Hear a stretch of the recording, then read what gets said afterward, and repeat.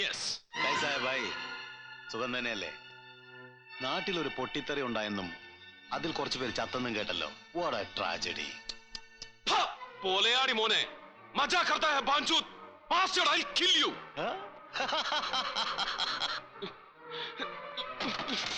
ഈ നാട്ടുകാരെ ചുട്ടുകരിച്ച് കൊന്നിട്ട് നിനക്ക് അവിടെ സൂക്ഷിച്ച് കഴിയാമെന്ന് വിചാരിച്ചോടാ പന്ന നായിന്റെ മോനെ ബാൻചൂത്. അരിശപ്പെടാതെ റാനിയ. ഈ ഡേവിഡ് അബ്രാമിന്റെ ഒരു രോമം പോലും തൊടാൻ നിന്റെ സർക്കാരിന് കഴിയില്ല. എന്റെ സൽക്കാരവും സമ്മാനവും സ്വീകരിക്കാത്ത എത്ര ഭരണാധികാരികളുണ്ടെന്ന് നീ അന്വേഷിക്കുക. അവരെന്റെ മുമ്പിൽ ഓച്ചാനിച്ച് നിൽക്കും. ഞാൻ പറയുന്ന അനുസരിക്കും. എന്നും അടിമകളായി കഴിയാൻ വിധിക്കപ്പെട്ട നിന്റെ നാട്ടുകാരെ ഞാൻ ഭരിക്കും. അതിനെതിരെ നിൽക്കുന്ന നിന്നെ പോലത്തെ പുഴുക്കളെ തറയോട് ചേർത്ത് ചവിട്ടി ഞാൻ അരയ്ക്കും.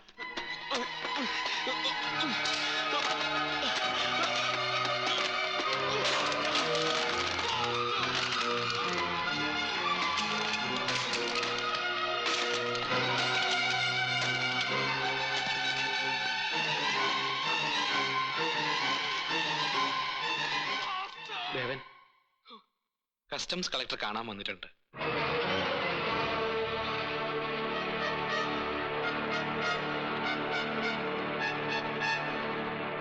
എന്താ വേണ്ടത്? സാർ, അത് Tell me. ബ്ലാസ്റ്റിന് 2 ദിവസം മുമ്പ് വന്ന വെസലിൽ ദേവ കെമിക്കൽസിന്റെ പേരിൽ വന്ന ഒരു കൺസൈൻമെന്റ് ഉണ്ടായിരുന്നു സാർ. ഏതായിരുന്നു വെസൽ? അൽ അമീൻ. സാറിന്റേതായത് കാരണം ഞങ്ങളത് പരിശോധിച്ചില്ല. എന്റേതാണെന്ന് നിങ്ങൾ വിശ്വസിച്ചു അല്ലേ? ക്ലിയറൻസിന് മിസ്റ്റർ ഹരികൃഷ്ണൻ നേരിട്ട് വന്നത് കാരണം ഞങ്ങൾ സംശയിച്ചില്ല. അദ്ദേഹം ഗൗഡറുടെ ഗ്രൂപ്പിലേക്ക് മാറിയെന്ന് പിന്നീടാണ് അറിഞ്ഞത്.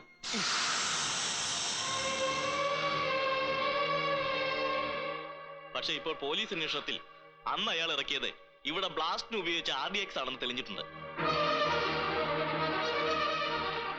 അതിന്റെ പേരിൽ അന്വേഷണ കമ്മീഷൻ മുമ്പാകെ ഹാജരാകാൻ എനിക്ക് നോട്ടീസ് കിട്ടിയിരിക്കുന്നു. ഞാൻ എന്താണ് സാർ ചെയ്യേണ്ടത്? കമ്മീഷൻ മുമ്പാകെ ഹാജരാകണം. സത്യം തുറന്നു പറയണം. പറഞ്ഞാൽ എന്റെ ഉദ്യോഗം? തന്റെ ഉദ്യോഗത്തിൽ നിന്നുണ്ടാക്കാവുന്നതിനേക്കാൾ കൂടുതൽ താൻ സമ്പാദിച്ച് കൂട്ടിയിട്ടില്ലേ? അത് മതി. പോകുന്നതിന് മുമ്പ് ഒരു കാര്യം.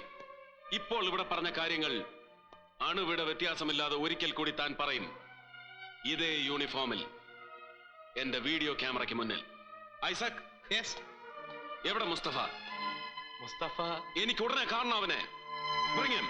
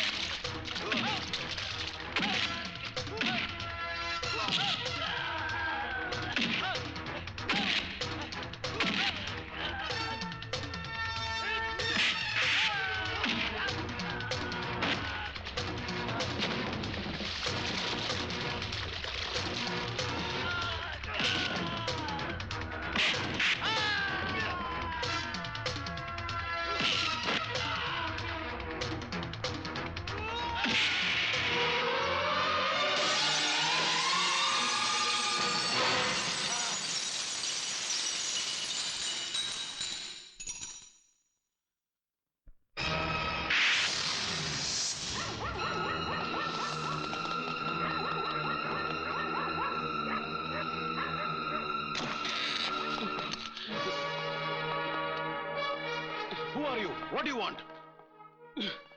ആദ്യം ഇവരെ പുറത്തയക്കൂ. ഞാൻ അങ്ങേ ഉപദ്രവിക്കാൻ വന്നതല്ല. Send them out.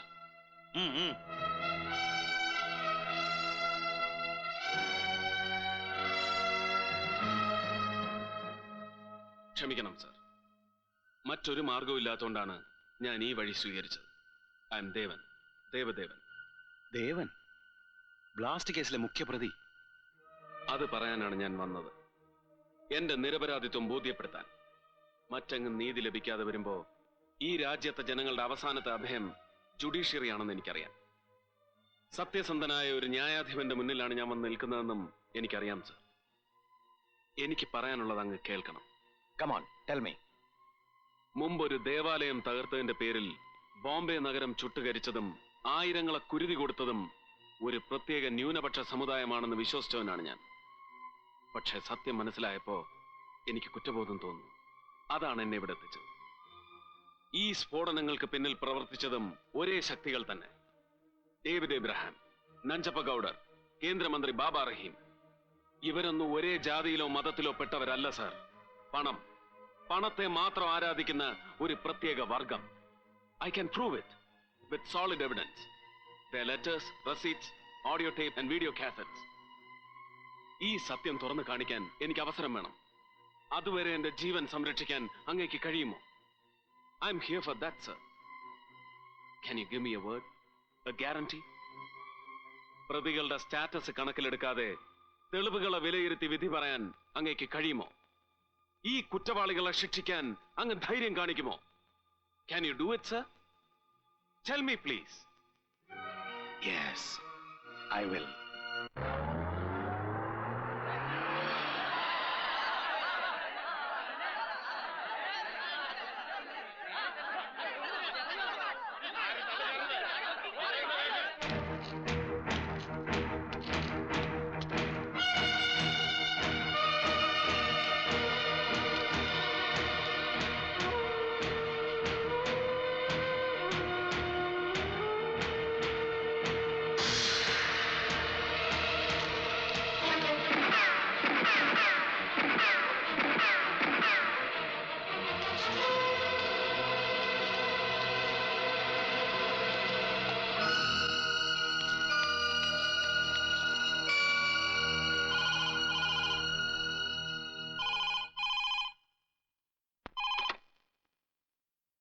Hello, yes, Sharma സാറോ? ആ, നിങ്ങൾ അയച്ച മെഡിക്കൽ റിപ്പോർട്ട് കിട്ടി. എനിക്ക് ദേവനെ നേരിട്ടൊന്ന് കാണണം. അതെ, ദിവസം ഞാൻ അറിയിക്കാം. Thank you. നമസ്തേ ശർമാജി. നമസ്തേ. സാഹിബ് ഇവിടെ? താങ്കളുടെ സെക്യൂരിറ്റി ഇപ്പൊ എന്റെ ചുമതലയിലാണല്ലോ. അതൊന്ന് നേരിട്ട് പരിശോധിക്കാമെന്ന് കരുതി വന്നതാ. Thank you. കൂടുതൽ ജനശ്രദ്ധ ആകർഷിച്ചൊരു കേസിന്റെ വിധികർത്താവാണ് താങ്കൾ. വിട്ടുവീഴ്ച ചെയ്യാത്ത ന്യായാധിപൻ. അപ്പൊ ശത്രുക്കൾ കൂടും, സെക്യൂരിറ്റിയും കൂടും. അതുകൊണ്ടാണ് ഞാൻ നേരിട്ട് തന്നെ വന്നത്. Thank you. താങ്ക്സ് പറയേണ്ടത് എനിക്കല്ല, ഞാൻ മുകളിൽ നിന്നുള്ളവരുടെ കൽപ്പന അനുസരിക്കുന്നു എന്ന് മാത്രം. ഇനി പറയാൻ പോകുന്നത് അതുപോലെ തന്നെ. ജുഡീഷ്യറിയുടെ സത്യസന്ധതയും നിഷ്പക്ഷതയും എന്ത് വിലയും കൊടുത്ത് സംരക്ഷിക്കേണ്ടതാണ് എന്ന് തത്വത്തിൽ വിശ്വസിക്കുന്നവരാണ് നമ്മൾ. പക്ഷേ രാജ്യത്തിന്റെ രക്ഷയാണ് അതിൽ കൂടുതൽ നമ്മൾ ശ്രദ്ധിക്കേണ്ടത്. ശരിയല്ലേ? മനസ്സിലായില്ല. നമ്മുടെ നാടിന്റെ ഇന്നത്തെ അവസ്ഥ എന്താണ്? സാമ്പത്തിക തകർച്ച, രൂപയുടെ മൂല്യം കുറച്ചു, നാണയപ്പെരുപ്പം വർദ്ധിച്ചു, കടമാണെങ്കിൽ കുന്നുകൂടി. എന്തിന്?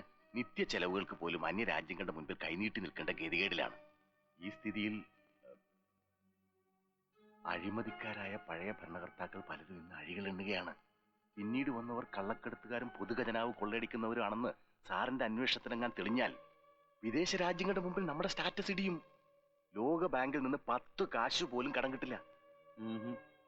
ഇതൊന്നും എന്റെ അന്വേഷണ പരിധിയിൽ പെടുന്നില്ല. ശർമാജി, ഞാൻ പറയാൻ തുടങ്ങുന്നത് താങ്കളുടെ അന്വേഷണ പരിധിയിൽ മാത്രം പെടുന്ന കാര്യങ്ങളാണ്.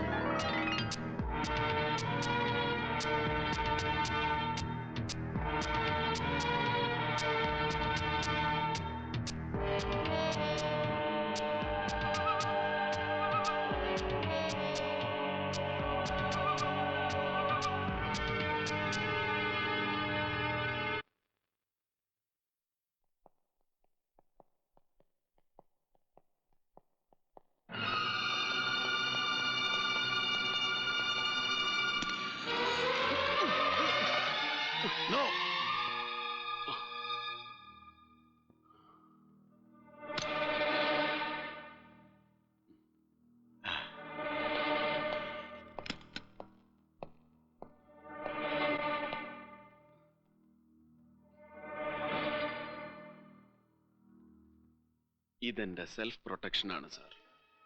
എന്റെ ജീവന് വേണ്ടി അവരിനിയും വരും. ഏത് നിമിഷവും ഞാൻ അവരെ പ്രതീക്ഷിക്കുന്നു.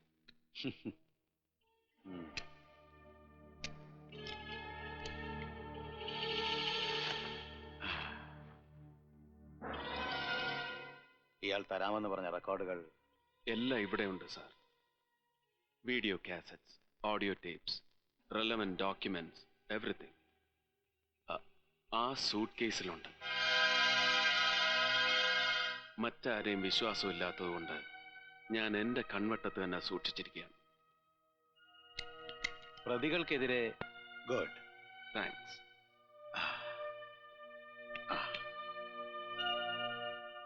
ഞാൻ ഈ റെക്കോർഡുകൾ കൊണ്ടുപോകുന്നു. അസുഖം പൂർണ്ണമായി ഭേദപ്പെടാൻ ഇനി ഒരാഴ്ചയെങ്കിലും വേണമെന്നാണ്. അതിനിടയ്ക്ക് ഈ തെളിവുകൾ പഠിക്കാനും പരിശോധിക്കാനും എനിക്ക് സമയം കിട്ടുമല്ലോ. ജെയിംസ്, അതെന്റെ കാറിൽ കൊണ്ടു വെച്ചോളൂ. Okay sir. അപ്പോ എല്ലാം പറഞ്ഞതുപോലെ ഗെറ്റ് വെൽ സൂൺ.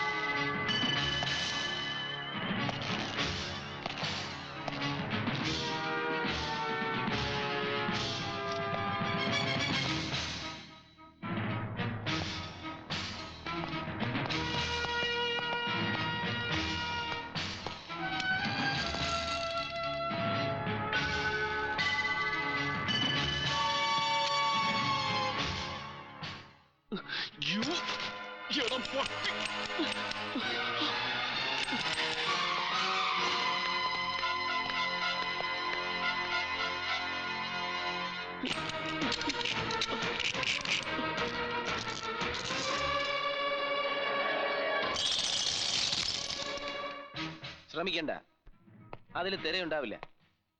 മുൻപ് റിവോൾവർ എന്നെ ഏൽപ്പിക്കുമ്പോ നീ പറഞ്ഞത് ഓർമ്മയുണ്ടോ?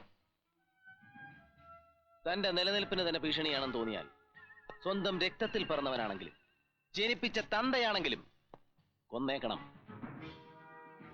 Yes, I will obey that. Shoot, shoot to kill.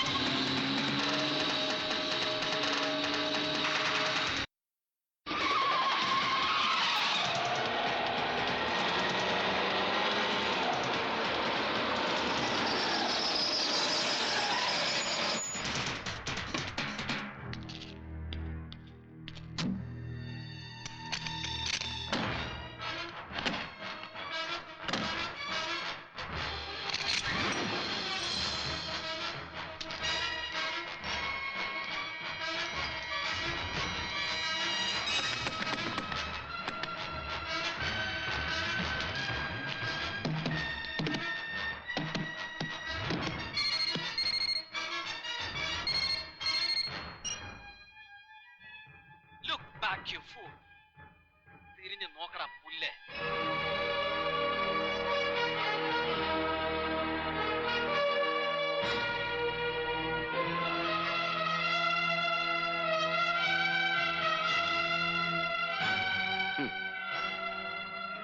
തെരുവിൽ പട്ടിണി കിടന്ന നിന്നെ മനസ്സ് നിറയെ സ്നേഹവും കൈ നിറയെ പണവും രക്ഷയ്ക്കായുധവും നൽകി ഞാൻ വളർത്തി.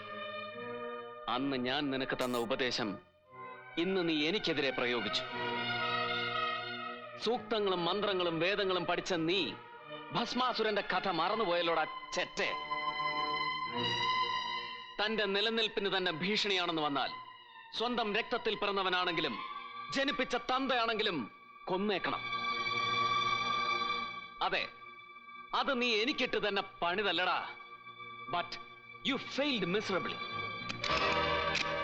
അതിന് നിനക്ക് ഞാൻ തരുന്ന ശിക്ഷ